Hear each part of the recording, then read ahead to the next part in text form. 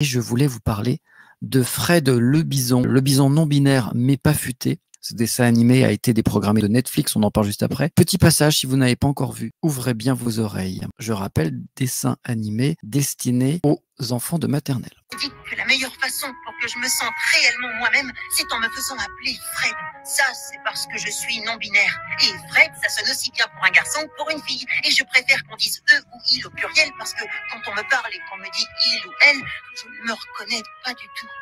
Oh, je n'étais pas au courant. Pas étonnant que tu n'étais pas dans ton assiette.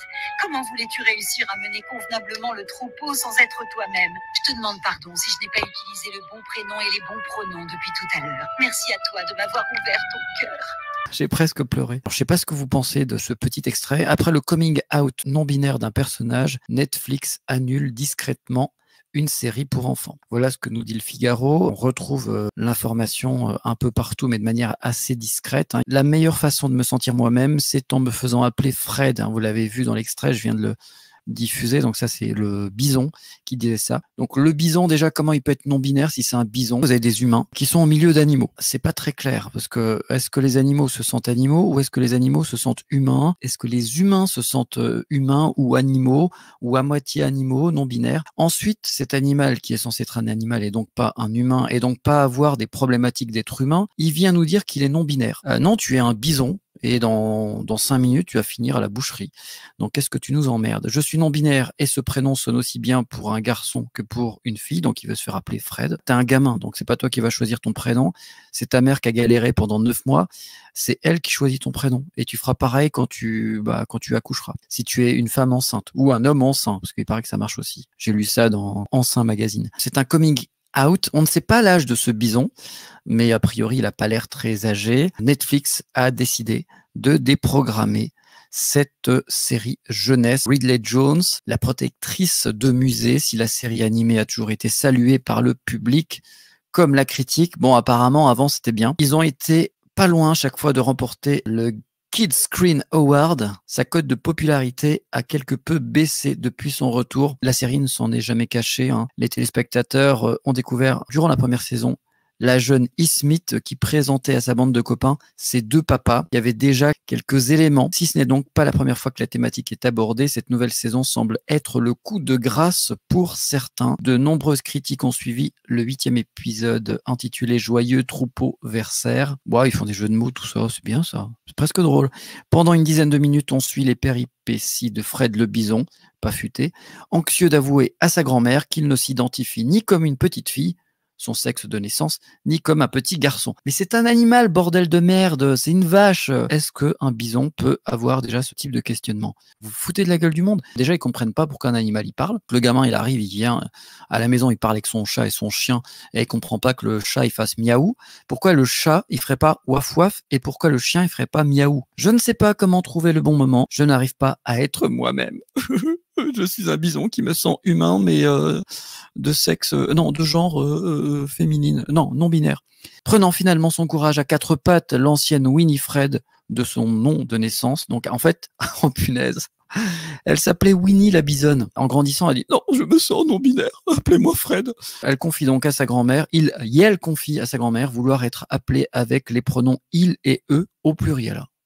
Alors, pourquoi il était plusieurs dans ta tête? Ne se reconnaissant pas avec les termes il ou elle. Waouh. Putain, ça va loin. Alors, je sais, c'est la société progressiste qui veut ça. Mais moi, je comprends rien. Je comprends pas cette société progressiste. Parce que normalement, dans progressiste, tu vois, normalement, ça va mieux. Il y a du progrès. Tu pars de 0, tu pars de -25, et petit à petit, ça va mieux. Par exemple, là, c'est l'hiver. Jadis, il n'y a pas de chauffage. Donc, le chauffage, c'est du progrès. S'appeler il ou eux, c'est pas du progrès, C'est une régression. Un instant confession qui se déroule à merveille pour le jeune animal à cornes, puisque Dottie, donc Dottie Fred, doublé par Cyndi Lauper, oh bah oui, ça m'étonne pas, dans la version originale, se montre extrêmement compréhensive.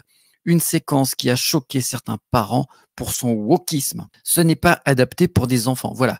Quoi qu'on pense du wokisme, de la mouvance LGBT, franchement, diffuser ça à des maternelles, les maternelles, il faut rester basique, ils en ont rien à foutre des concepts d'adultes qui se posent des questions, c'est pas leur problème. Les questions des gamins, c'est avoir un équilibre affectif sécurisant. Il faut qu'il soit en sécurité, le gamin. Des fois, il a peur pour rien. Il faut pas trop aller dans tous les sens. Il faut le nourrir, il faut le soigner et il faut être gentil avec lui. C'est tout, ça suffit. Les conneries philosophiques à la mort moelle nœud, LGBT mes couilles, non merci, pardon pour ce gros mot. Ce n'est pas adapté pour des enfants. Que vont penser les petites filles? Lunaire, peut-on lire sur Twitter. Si vous voulez retrouver, hein, c'est Ridley Jones, saison 5, épisode 8. Ça a l'air extrêmement sympathique. Face aux critiques, Netflix a discrètement annulé le programme jeunesse, comme l'a publiquement déclaré sa créatrice Chris Nee. Nous ne reviendrons pas pour une 6e saison. Ils ont tout annulé et même supprimé des épisodes spéciaux déjà conçus, dont un avec Cyndi Lauper. S'est-elle insurgée sur Twitter? Cela ne me surprend pas que la plateforme ait silencieusement abandonné Ridley Jones, a-t-elle confié, avant de préciser n'avoir eu également aucune publicité en amont de cette 5e saison. Je me rends compte qu'à notre époque, l'abandon de ces sujets a encore une place, a-t-elle conclu, résignée.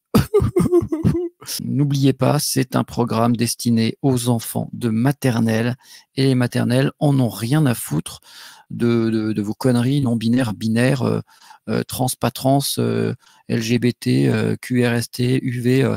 Maintenant que je partage Éric Zemmour, on va me dire ouais, tu es un zémouriste. C'est pas grave, je suis habitué. Hein. Tantôt on me traite de zémouriste, tantôt on me traite d'extrême gauche, extrême droite. Moi je suis un partisan, j'en ai rien à foutre. Hein. Je ne vote pas.